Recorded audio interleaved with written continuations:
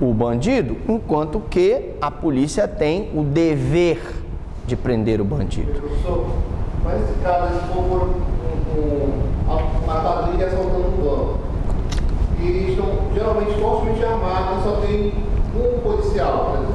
Aí, lógico que numa situação de uma quadrilha assaltando um banco e que só tá o policial, ele não vai dar uma de herói, não seria herói, ele seria doido de enfrentar uma quadrilha. A situação dele de não confrontar com a quadrilha é uma situação de razoabilidade. Então aí eu não posso exigir dele que ele faça mais do que a função dele o impõe. Melhor correr. Deve-se arriscar para salvar o bem sem sacrificar o outro bem. Na maioria das vezes, as pessoas estão autorizadas a correr e não enfrentar o perigo. Conduta lesiva, requisitos.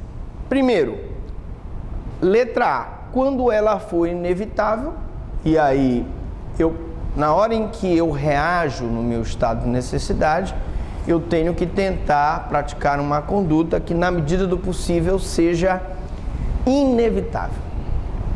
O caso lá do Jack e da Rose, na tábua lá de salvação, era inevitável, um dos dois morreria. Ele optou por heroísmo, morrer, mas se ele fosse, se tivesse aquele, como era o nome do vilão do filme lá? Tu ia subir na tábua, tu ia ficar na tábua e deixar a Rose morrer. Depois arranja outra mulher. Mulher é como bolacha, todo canto se acha, mas enfim. Bom, mas claro, ele foi herói, mas se fosse um cara mau, ele mataria a mulher e ficaria lá no local. Razoabilidade do sacrifício. E aí a história da razoabilidade que nós falamos aqui. O cara não vai se... O cara estão 20 homens armados assaltando o banco, ele sozinho aqui com 38, os caras lá com metralhadora Uzi, fuzil, né? E ele vai enfrentar os caras. Ele não é doido, é uma questão de razoabilidade. Consciência da situação justificante. Ele tem que saber que ele está numa situação em que ele está em estado de necessidade. Se ele não souber, ele não preenche o requisito. Perigo provocado pelo agente. Entendemos que a expressão que não provocou por sua vontade quer traduzir somente a conduta dolosa do agente na provocação da situação de perigo, seja este dolo direto ou eventual.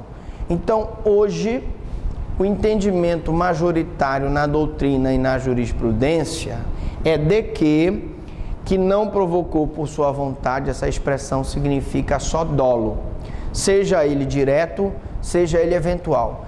Quer dizer, professor Franklin, então, que escapa desse conceito cidadão que negligentemente jogou a bagana de cigarro e provocou o incêndio da floresta.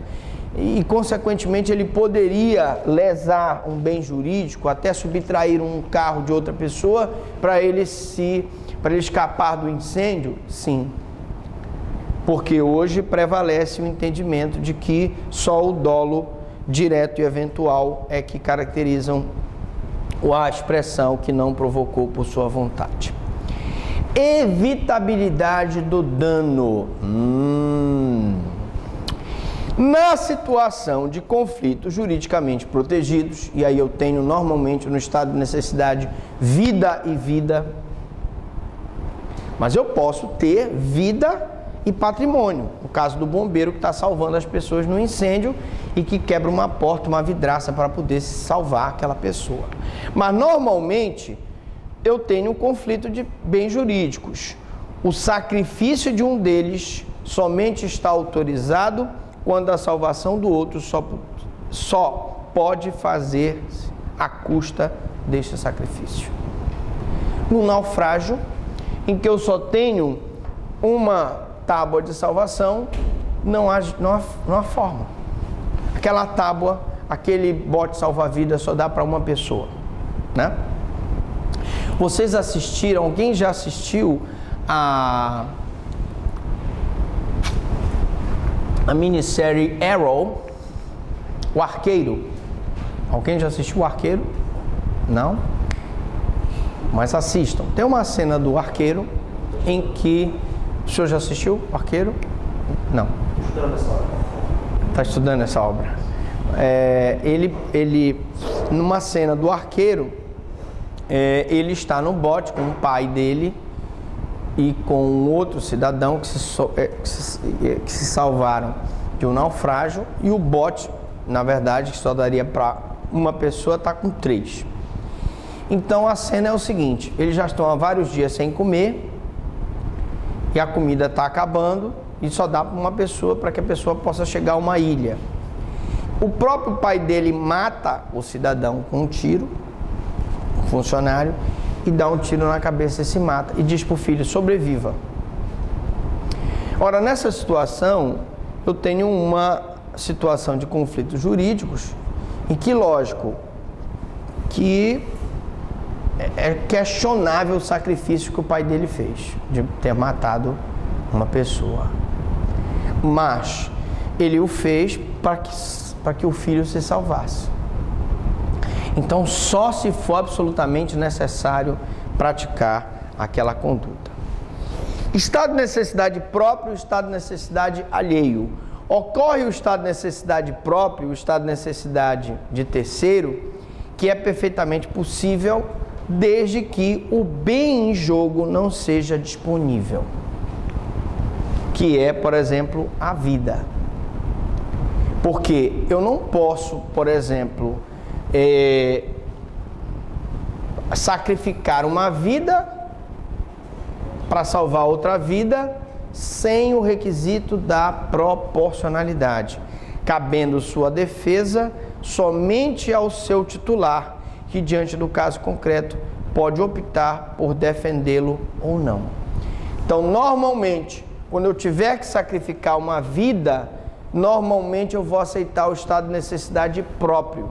O estado de necessidade terceiro normalmente vai justificar uma ofensa ao patrimônio ou outro bem jurídico não relevante. Exemplo: um bombeiro, ao salvar uma pessoa de um incêndio, ele pode quebrar uma porta, ele pode quebrar uma vidraça, ele pode quebrar uma parede e se beneficiar pelo estado de necessidade. Mas ele não pode, para salvar uma pessoa, matar uma outra pessoa. Lógico que o médico, numa situação em que ele tem uma criança e um velho, e que ele só pode operar um, ele vai optar pela criança e vai deixar o velho morrer. Mas aí aí está previsto o requisito da razoabilidade. Aqui não, que o bombeiro não pode fazer, matar uma pessoa para salvar outra. Razoabilidade do sacrifício, é o que eu falava ainda há pouco. Aqui sobreleva a necessidade de ponderação de bens em conflito para se concluir se o bem é defendido pelo agente e é de valor superior, igual ou mesmo inferior àquele que é atacado. Proporcionalidade aí está em você dizer: bom, sou médico, tenho 2 pacientes em estado grave e eu só tenho condições de operar uma pessoa. O que eu vou fazer? Não tem jeito. Um vai morrer. Certo? Um vai morrer. E nesse caso, há um conflito entre 2 bens jurídicos, né? O bem jurídico da criança e o bem jurídico do idoso. Lógico que a avaliação que o médico faz o idoso já viveu toda uma vida, né? Ele está mais caminhando para o fim do que a criança. Então vamos tentar salvar a criança. É uma situação realmente complicada você analisar a razoabilidade. Eu poderia também analisar a situação, porque a situação que dá para salvar. Tem uma que não. No caso 152, tem 2 situações de analisar essa que dá para salvar, dependente da idade. Esse tem um caso terminal, exemplo. mesmo se nós considerarmos as situações em que dá para salvar ou não dá para salvar, o médico na hora pode fazer uma avaliação equivocada, né?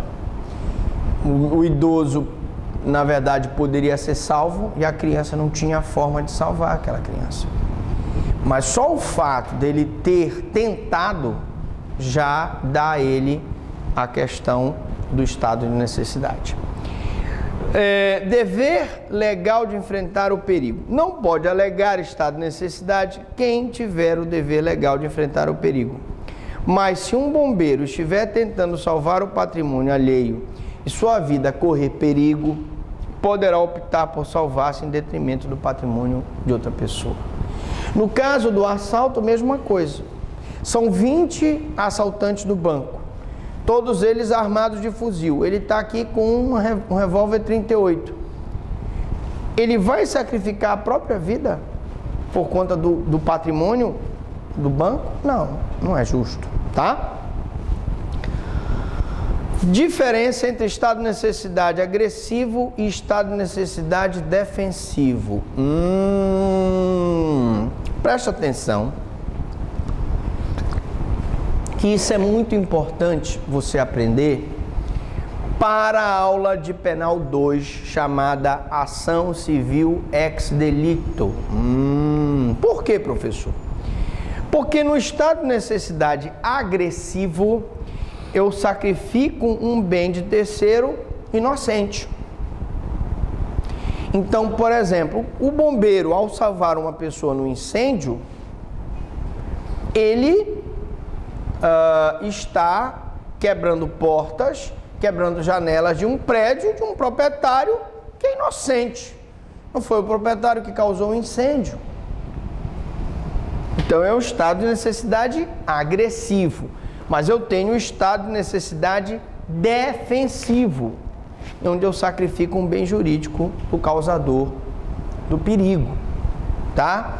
Então, imaginemos que aquele cidadão que causou um incêndio,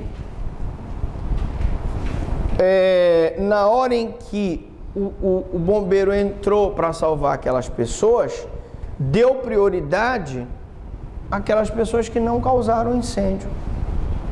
E o causador do incêndio foi deixado à sua própria sorte.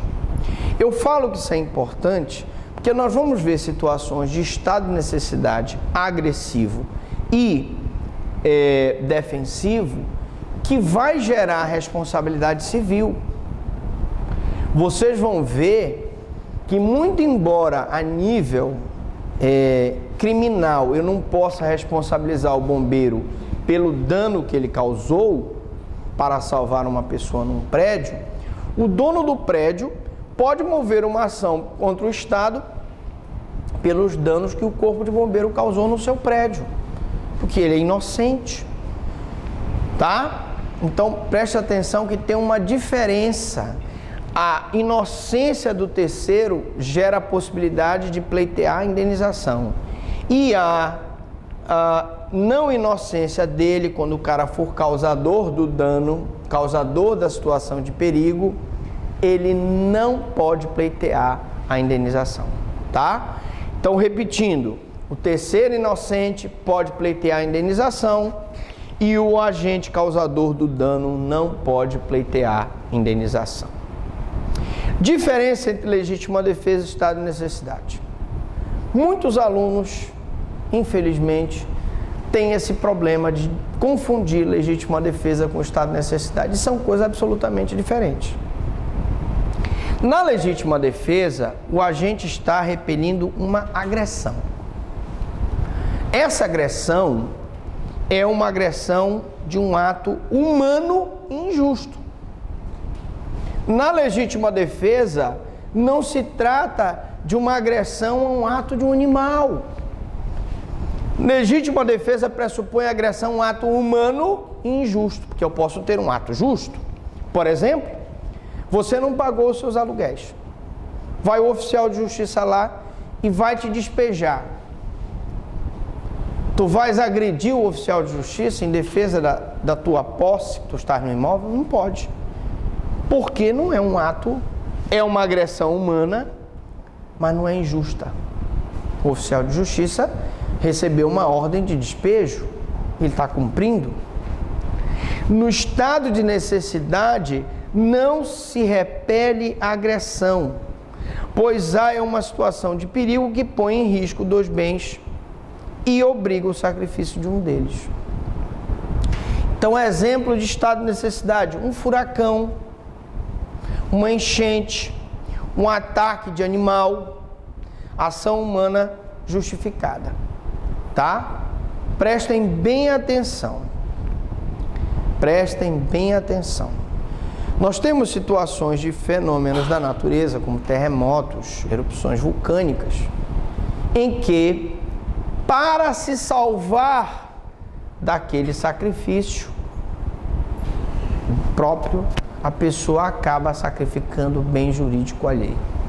Nós temos aí vários. Por exemplo, se você já viram o filme Pompeia, que é aquela erupção vulcânica, nós temos várias situações ali em que o cidadão, para se salvar da lava vulcânica, ele acaba matando o próximo. Quem já viu aquele filme No Olho do Tornado? Naquela situação lá, para se salvar do tornado, a pessoa acaba sacrificando o bem alheio.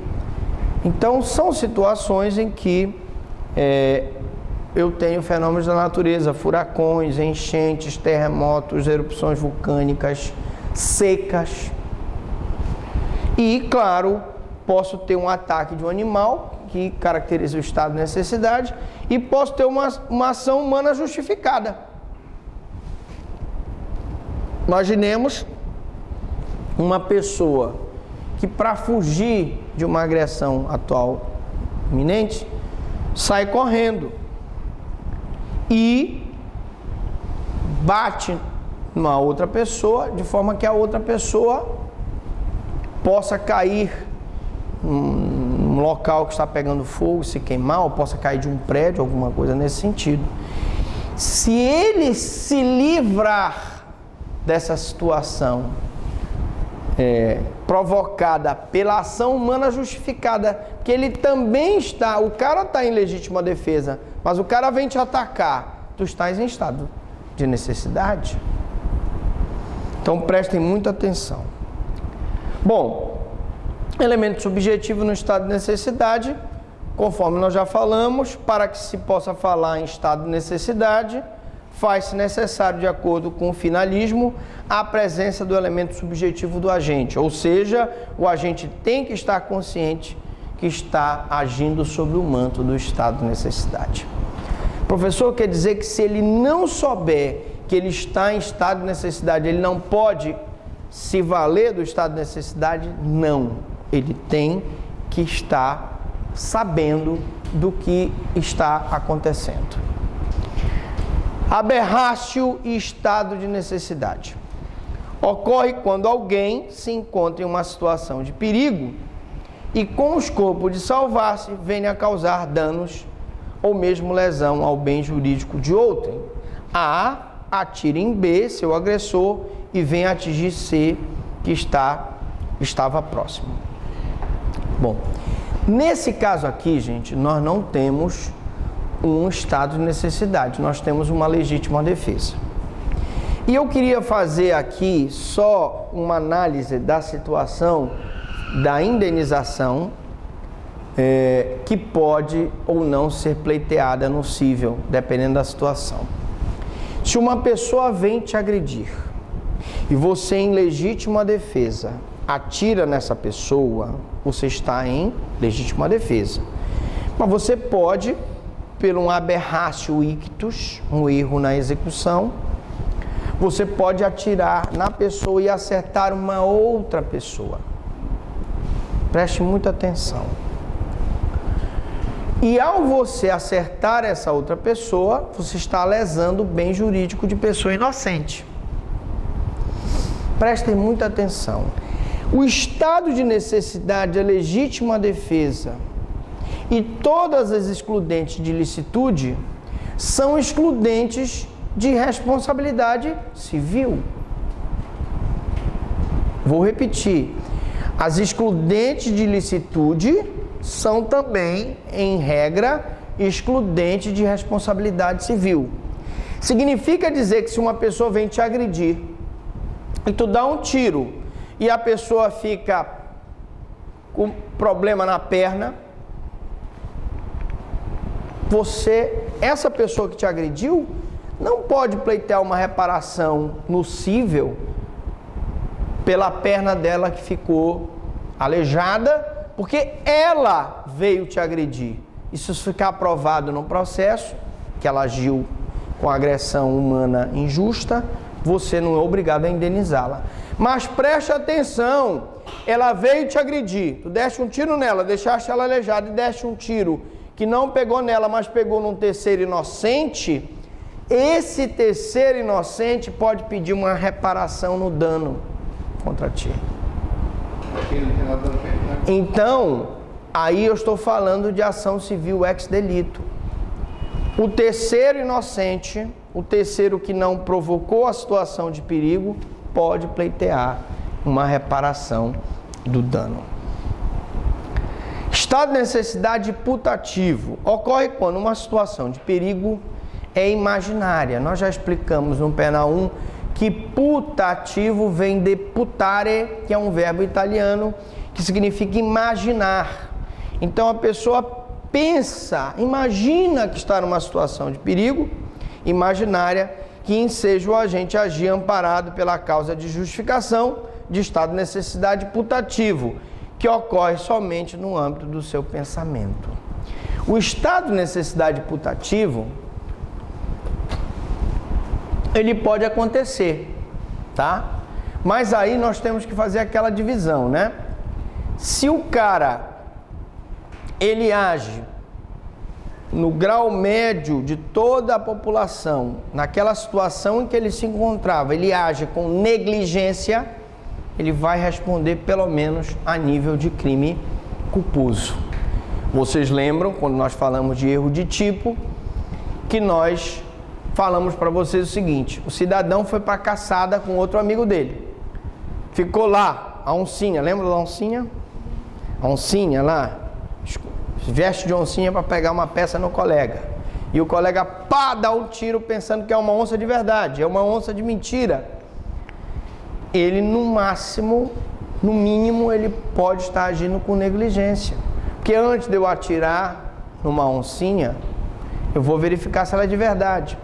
Lembra da história do menino que pula o quintal para pegar a bola? O cara está lá assistindo a televisão, ele, antes dele verificar se era uma pessoa, ele já sai atirando e mata o menino. Ele no mínimo ele vai responder por negligência. Então nós vamos ter que ter cuidado, porque mesmo nas situações putativas em que há o erro de tipo, se ele agir com negligência, ele responde por negligência. Estado de necessidade de situação econômica. A pergunta é, professor Franklin, uma pessoa paupérrima, que não tem onde morar, não tem o que comer, não tem emprego, está passando fome ele, a mulher e os 12 filhos, ele pode sair subtraindo coisas na feira e depois dizer, não, mas eu estou em estado de necessidade? Olha o que diz aqui: a miserabilidade do agente do furto não constitui causa excludente de criminalidade. Caso contrário, ter-se-ia uma legião de miseráveis praticando furtos impunemente, com grave repercussão da ordem pública. Se um juiz de direito decidisse que o cidadão pobre, o cidadão que não tem o que comer, pode ir no supermercado e subtrair as coisas, nós com certeza teríamos uma leva de miseráveis aí assaltando e saqueando os supermercados, tá? Portanto, situação de miserabilidade não justifica o estado de necessidade. Efeitos civis do estado de necessidade. Aqui é importante. Aqui é importante porque nós vamos ver isso, voltar a ver essa questão na ação civil ex delito. faz coisa julgada no juízo cível, a sentença penal que reconhecer ter sido o ato praticado em estado de necessidade. Então, se eu tenho uma sentença penal que reconhece que eu agi em estado de necessidade, essa sentença exclui a minha responsabilidade civil. Beleza? Em legítima defesa, em estrito cumprimento do dever legal, em exercício regular do direito, o que exclui a responsabilidade civil. Preste atenção. Desde que esse estado de necessidade, essa legítima defesa, tenha sido exercida contra quem me agrediu, quem agrediu meu bem jurídico. Se eu inadvertidamente atingi e lesei bem jurídico alheio, de quem não provocou a situação de perigo, de quem não praticou a agressão, eu contra este tenho a responsabilidade civil de indenizá-lo. Então, no estado de necessidade agressivo, onde o agente sacrifica bem de terceiro inocente, este poderá acioná-lo civilmente, restando ao causador do dano a ação regressiva contra quem provocou a situação de perigo. Então, por exemplo, o cidadão, inadvertidamente no acampamento, jogou uma bagana de cigarro, provocou um incêndio. E o nosso amigo aqui, que não é bobo nem nada, viu o fogo, pegou o carro de uma pessoa, quebrou o vidro para se salvar, fez uma ligação direta e saiu em alta velocidade. Nisso que ele sai em alta velocidade, ele atropela a nossa amiga aqui, coitadinha. Sempre nos meus exemplos ela é atropelada, a bichinha, mas enfim. Nesse caso, gente, nós temos o causador do perigo, a pessoa que agiu em estado de necessidade e um terceiro inocente. Você que ficou com a perna quebrada, que ficou paraplégica por conta da lesão corporal na direção de veículo automotor, pode mover uma ação contra ele que te atropelou. Mas ele tem o direito de mover uma ação regressiva contra quem causou o dano. Se foi ele que jogou a bagana de cigarro e que causou o fogo, você tem ação contra quem te causou o dano e ele tem ação regressiva contra quem gerou a situação de perigo. Cuidado! 1 minuto da sua atenção na prova pode ser fatal. Efeito civil do estado de necessidade. No caso do inciso 2º do artigo 188, se o perigo ocorrer por culpa de terceiro, contra este terá o autor do dano ação regressiva para haver a importância que tiver ressarcido ao lesado. Então você move a ação, você foi a vítima, move a ação contra ele e ele move a ação contra quem causou o dano. Na próxima aula, antijuridicidade e ilicitude, parte 2. Pergunta até aqui, alguma dúvida, alguma pergunta? Ela não pode mover uma ação contra quem causou o dano?